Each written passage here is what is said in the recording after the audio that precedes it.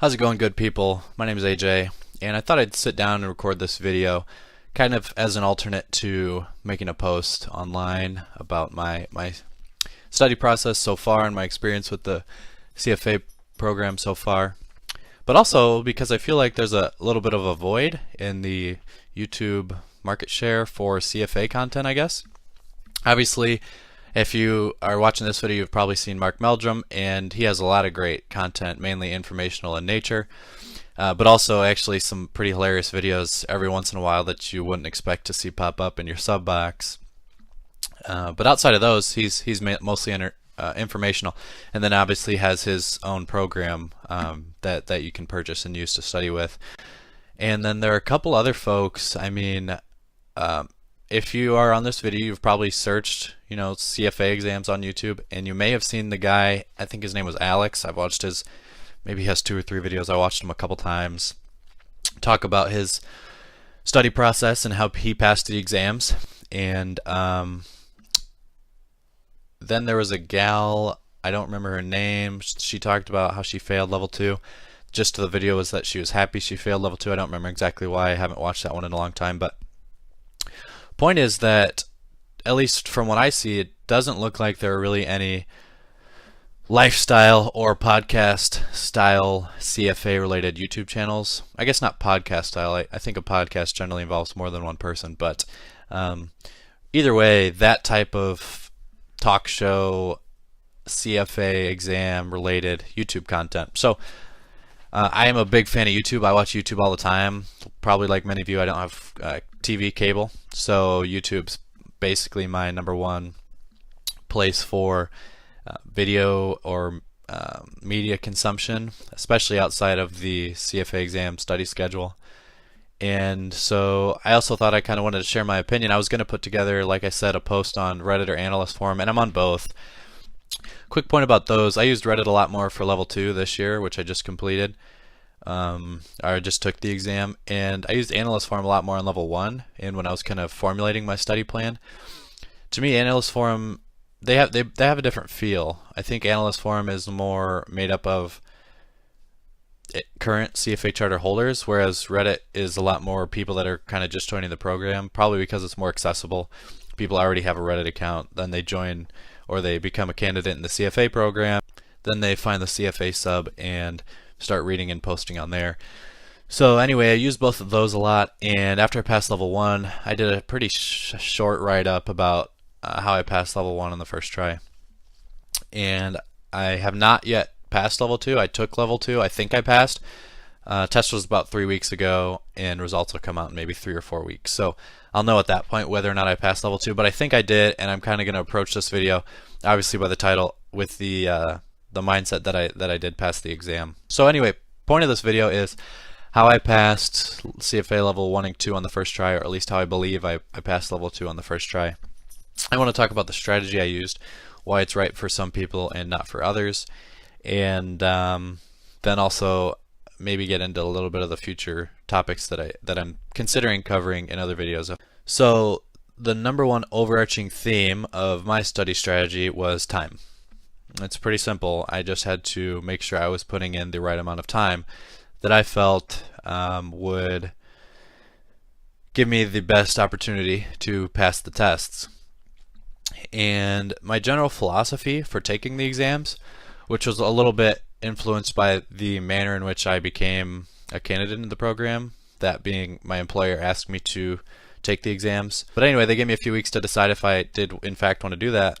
And so during those few weeks, I spent a lot of time on Analyst Forum, a little bit of time on YouTube, and my goal was to create a philosophy by which I could convince myself that I could actually pass these exams and become a charter holder, of which I'm not sure I actually totally still believe yet. Here's the philosophy I kind of put together, and I was in my young 20s, I guess, now I'm kind of mid-20s, was that I didn't want to waste maybe the best years of my life, my 20s, failing these exams. And I think it's so common for someone to fail level 1, then pass level 1 the next year, then take level 2 and maybe fail it, and then maybe pass level 2 the next year, and then maybe take level 3 and fail that. So 5 years of your life, other people have spent more, and you've passed level 2, but that's that while that might be a personal achievement, that's not recognized as any formal achievement in the investment industry. So the worst case scenario I could envision with taking the CFA exams and being a candidate in the program would be spending lots of years doing it and not ultimately obtaining the charter. So my plan that I put together in my own head was to make sure that I did everything I could so that if I ever did fail one of the exams, I would be content with the fact that I was not cut out to pass them. I just didn't have the brains to do it. And even today, I think I am prepared to come to that realization if I have to and move on to something else. But I just wanted to make sure that, because the worst feeling in the world, I think, would be passing or failing like band 9 or 10 and being like, oh, I could have put in 5 more hours or 10 more hours and done it. And there've probably been countless people finding themselves in that same situation. So that's what I totally want to avoid, and I wanted to be able to walk away if I failed one of the tests. So how do you convince yourself that you've studied at 100%, or realistically it was probably something more like 98 or 99% effort towards passing the exam, and it's time? So my study schedule for level 1 was December 15th through June 2nd. The test was June 3rd. I took the day before the test off. That was the first day I took off. I wanted to start December 1st, but there was a little bit of mix-up with my employer ordering the study materials, because they paid for my registration for the exam and study materials. I might talk about choosing one of those in a future video, but anyway, I got the stuff December 15th. So my schedule was 3 hours every day. It was in the evening for me, and I never missed a single day until June 2nd. And I kind of made a Reddit post after I passed level 1 about how I think I put in 100% and why that helped me pass the level 1 exam. And people were replying and saying, listen, nobody really puts in 100%. Get real.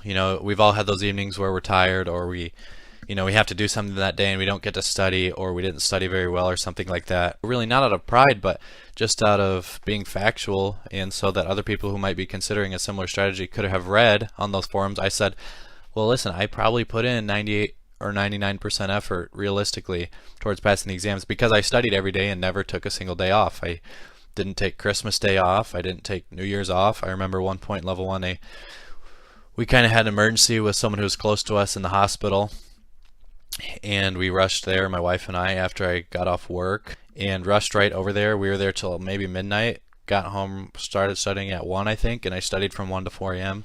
and got up at 7. So I mean, it was a big sleep sacrifice, and I did that on a few different occasions, not for hospital visits, but just other things that came up that were kind of mandatory attendance for me. So anyway, I studied every single day, and I didn't take a single day off. I can't say I got the 3 hours every day. There were a few instances, and I tracked all this in an Excel spreadsheet, by the way, but a few instances where I would study 2 or 2.5 hours. The shortest I ever studied in any given day was an hour and a half. But I made sure on that, maybe I think 2 occasions in which I studied an hour and a half, that the next day I studied 4.5 to make up for it. Not the next weekend where I could forget about the deficiency in time that I had put myself in, but the very next day, on every occasion that I studied less than 3 hours, I would make sure to make that time up. It's a huge commitment. Let me say that I don't think this strategy is right for everyone.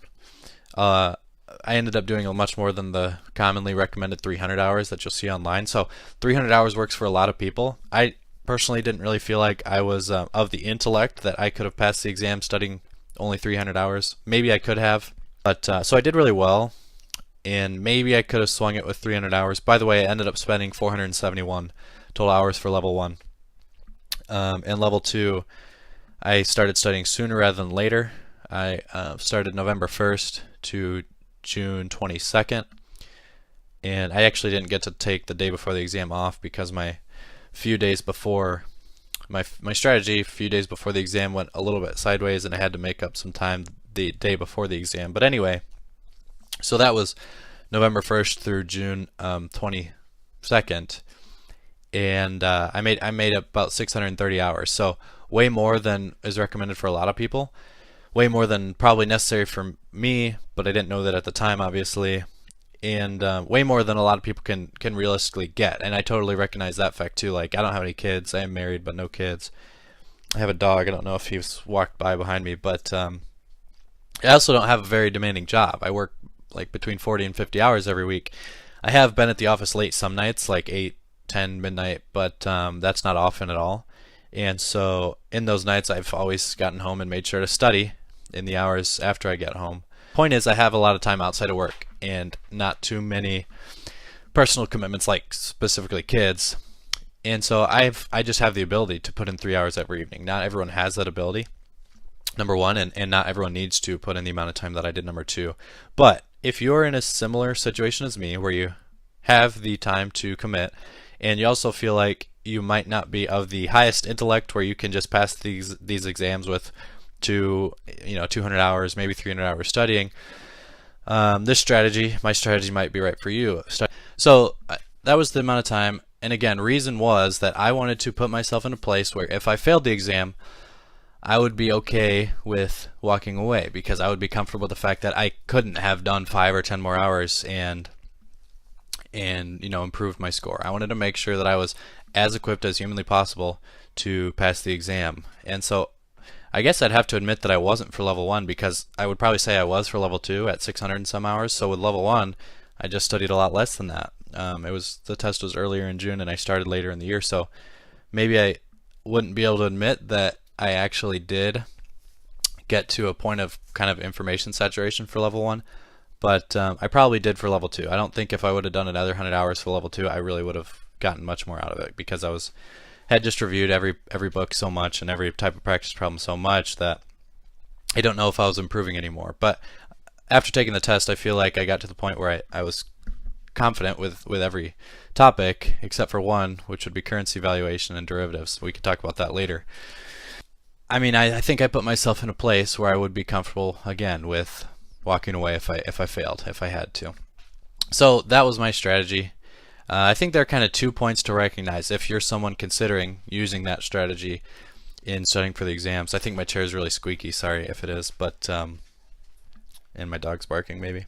Number 1 would be the discipline. How do you develop the discipline? It might come easy for some people and not as easy for others. So for me, after about a month of studying, it really became easy to get myself to study. Now, actually doing the work wasn't easy, because a lot of the problems I had to grind through and took forever to wrap my mind around and understand, and especially remember how to do later. But getting myself to study wasn't the hard part, because I approached it from the mindset that I couldn't not study. You don't wake up and think, well, I'm kind of tired today, I don't think I'm going to go to work, or I don't think I'm going to eat dinner today. It's just something that you do no matter what. I guess going to work might not be true for everyone, but at least probably for the people who are CFA candidates or considering becoming CFA candidates, you don't question whether or not you're going to call in sick to work that day. Maybe you do, I don't know, but that's your own thing. But so for me, it's not a question whether I'm going to go to work or do the things I have to do that day. So once you put studying in the same frame of mind that it's something it's not a choice to do or not that day, it's just something you do every day, it doesn't become, you're not going through this mental struggle at 7 p.m. like, oh, I don't want to study, I want to go to a movie with my friends or whatever. It's just like, I can't go to the movie with my friends, I have to study. It just becomes your reality. If you put studying in the right frame of mind, something you have to do every day, just like a job, it becomes fairly easy to get yourself to study, and that's where I found myself. So number 1 is discipline.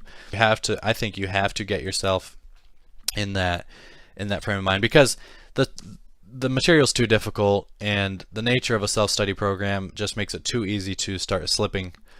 No one's there to hold you accountable.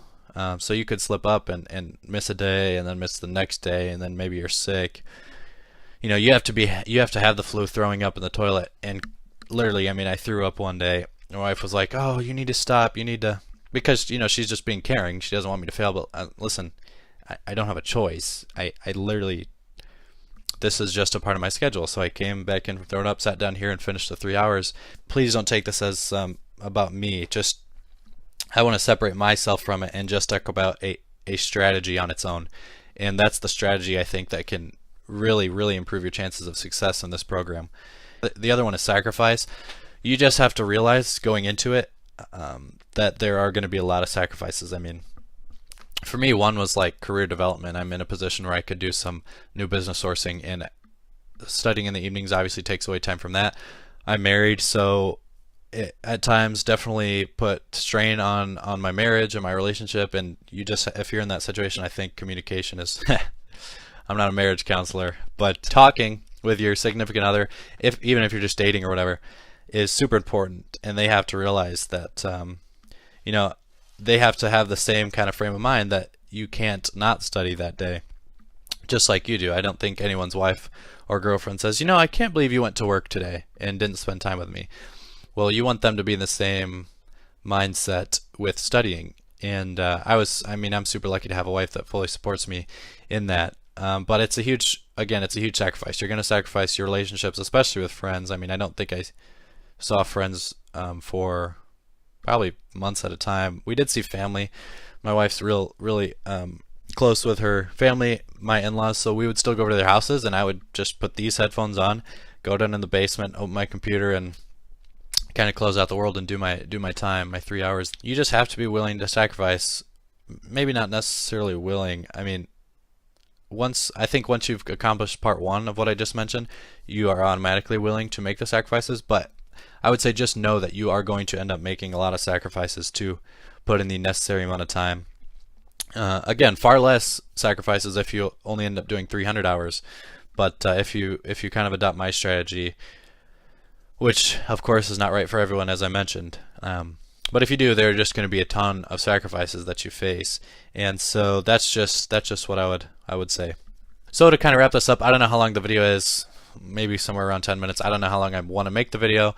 I don't know if I want to continue making videos. I have a few other topics just from talking through in this video that it came up, like study strategy the day or the week before the exam, how I approached each of the 10 books throughout the 6 or 8 months that I studied, which third-party prep provider to use, things like that. I might get into all those things in the future, but I just wanted to make this one about how I think I passed the first 2 CFA exams on the first try.